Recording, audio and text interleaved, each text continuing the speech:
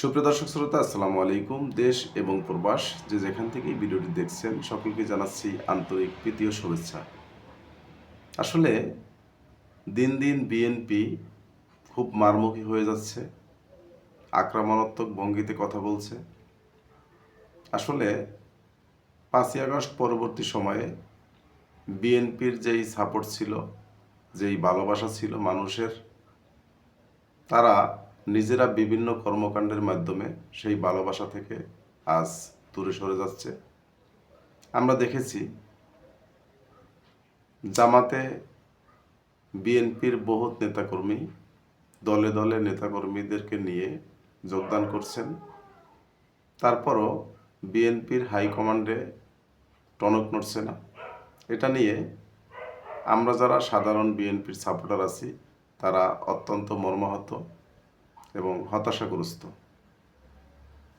আসলে বাংলাদেশে ভালোকে ভালো বলা, সাদাকে সাদা বলা, কালোকে কালো বলা, এই নিয়মটা স্পষ্ট না। আপনি যদি আওয়ামী লীগ করেন, আওয়ামী লীগের দলের লোক যদি আপনার নেতা যদি চুরি করে, বাটপারি করে, তাহলেও আপনি তাকে সাপোর্ট করবেন এবং তার দোষ আপনি দেখবেন না। তদ্রূপ বিএনপিতেও কিছু অন্ধভক্ত আছে। বিএনপি কোনো অন্যায় করলে সেটার প্রতিবাদ করবে না, তাকে আরও উৎসাহ দেবে। এ কারণে বাংলাদেশ কিন্তু দিন দিন বিভিন্ন রকমের অরাজকতাপূর্ণভাবে চলছে এবং সহিংস হচ্ছে, রাজনৈতিক পরিস্থিতি ঘোলাটে হচ্ছে। বাংলাদেশের সাধারণ মানুষের জীবনযাত্রা হুমকির মুখে পড়ছে। আমি একজন বিএনপির সাপোর্টার হয়েও আমি চেষ্টা করছি সঠিক এবং সত্য কথা বলার জন্য, যার কারণে এই ভিডিওটি করা। আজকে একটি নিউজ দেখলাম, বিএনপির এক নেতা বক্তৃতা দিচ্ছেন, জামাতের কোনো একটি উঠান বৈঠকে জামাতে ইসলামের মহিলারা সেখানে বাড়ি বাড়ি গিয়ে ভোট চেয়েছিলেন। তাদেরকে উদ্দেশ্য করে তিনি বলেছেন যে জামাতের কোনো মহিলারা যদি বিএনপির কোনো ভোটারদের কাছে গিয়ে ভোট চায় তাহলে তাদের সায়া ব্লাউজ খুলে রেখে দিবে এবং তার দলের নেতাকর্মীদেরকে স্পষ্টভাবে বলে দিয়েছেন যে তারা যদি কোনো বাড়িতে গিয়ে উঠান বৈঠক করে অথবা ভোট চায় তাহলে তাদেরকে ছায়া ব্লাউজ খুলে রেখে দিতে হবে। তো এরকম যদি একটি নেতা কথা বলে, তো সেখানে তাদের কর্মীদের অবস্থা কি হয়, এটা আসলে চিন্তা করার ব্যাপার।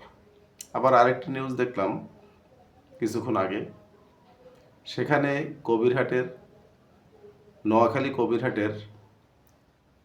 ৫ আসনের নির্বাচনী এলাকায় জামাত প্রার্থী বিলায়েতের এক কর্মীকে বিএনপির একজন নেতা তিনি বলেছেন ভোট কেন্দ্রে গেলে হাত পা ভেঙে দিবে। আসলে আমরা যতটুকু বুঝি, আওয়ামী লীগ এবং বিএনপি দুইটা হচ্ছে বড় দল। এই দুইটা দলের ভিতরে একটি এখন গা ঢাকা দিয়েছে, অন্যটি হচ্ছে বিএনপি। তা এখন বিএনপির কিন্তু কোনো কলঙ্ক ছিল না। বেগম খালেদা জিয়া, শহীদ প্রেসিডেন্ট জিয়াউর রহমান বাংলাদেশটাকে যেভাবে পরিচালিত করেছিল, তাতে বিএনপির সুনাম কিন্তু তারা অক্ষুণ্ণ রেখেছেন। বর্তমানে খালেদা জিয়া মারা গেছেন, কিছুদিন আগে তিনি অসুস্থ ছিলেন এবং তার আগে কারাভোগ করছিলেন, যার কারণে বিএনপির দলটা একটা অগোছালো দল হয়ে গেছে, যার কারণে এরকম কথা বলার সুযোগ পাচ্ছে। আবার তারেক রহমান ছিল দেশের বাহিরে, এখন দেশের এসে তিনি রাজনৈতিক বিভিন্ন কর্মকাণ্ড ব্যস্ততা থাকার কারণে নেতাকর্মীদের সঠিকভাবে দিক নির্দেশনা না দিতে পারার কারণে হয়তো এরকমের উল্টাপাল্টা বকছে। তবে এটা আমি মনে করি নির্বাচনের জন্য অশ্লীল সংকেত, কারণ এরকম প্রচারণা যদি চলতে থাকে তাহলে বিএনপিরই ক্ষতি। এইরকম নেতা কর্মীদেরকে চিহ্নিত করে দৃষ্টান্তমূলক যদি শাস্তির ব্যবস্থা করা যায় তাহলে আমি মনে করি বিএনপির ভোট অনেক অংশেই বেড়ে যাবে এবং আসন সংখ্যাও বাড়বে।